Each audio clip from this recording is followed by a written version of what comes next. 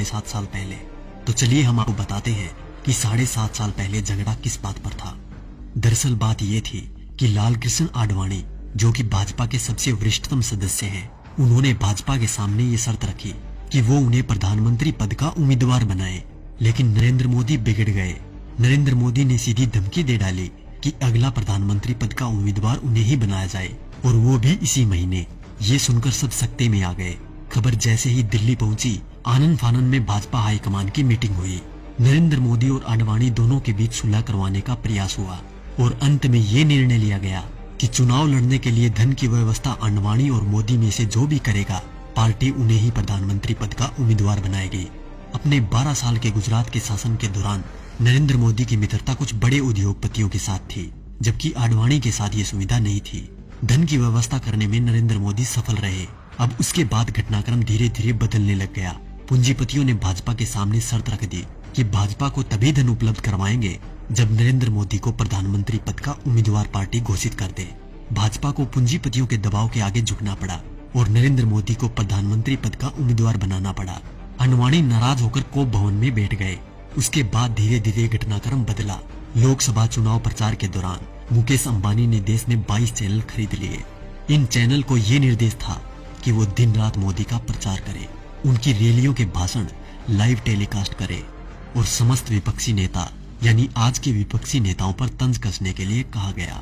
मायावती, अखिलेश, केजरीवाल, राहुल गांधी, सोनिया गांधी, लालू समेत तमाम नेताओं पर तंज कसने के लिए कहा गया। मीडिया ने ये काम बखूबी किया भी। तकरीबन 600 वेबसाइटों को मुकेश अंबानी ने खरीद लिया। नरेंद्र मोदी ने 400 रैलियां की थी। इन रैलियों का खर्चा अपने 67 पूंजीपति मित्रों के द्वारा उठाया गया। नरेंद्र मोदी को चुनाव प्रचार करने के लिए एक हेलीकॉप्टर दिया गया था। ये हेलीकॉप्टर चुनाव प्रचार के लिए अडानी ने दिया था। जैसे ही परिस्थितियां थोड़ी बदली, देश के प्रधानमंत्री मोदी जी बन गए। अरे मित्रों, मैं तो पीएम बन गया। पीएम बन के कैसा तन गया।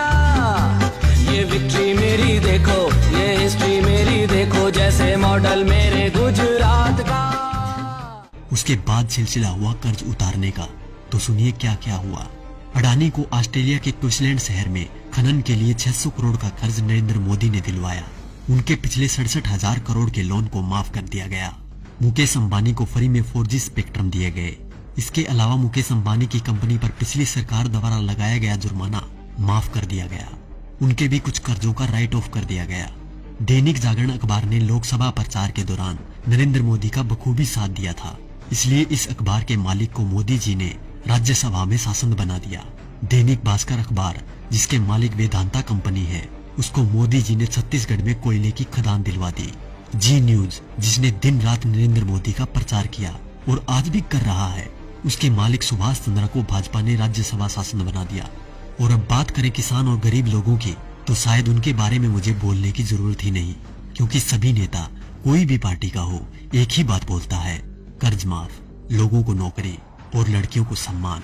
तो क्या हुआ भाई साहब, कर्ज तो आप सभी का माफ हो ही गया होगा और नौकरी भी लग गई होगी, आराम से घर बैठकर खाने की।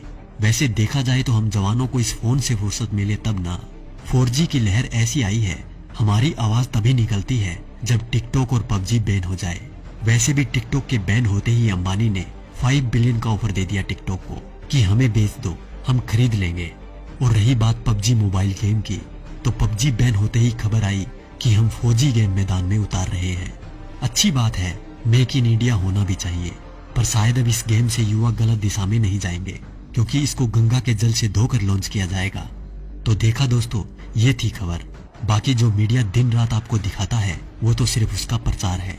साथियों, ये खबर हर फोन में होनी चाहिए, जिससे कि बीजेपी की इस करतूत का सबको पता चल जाए।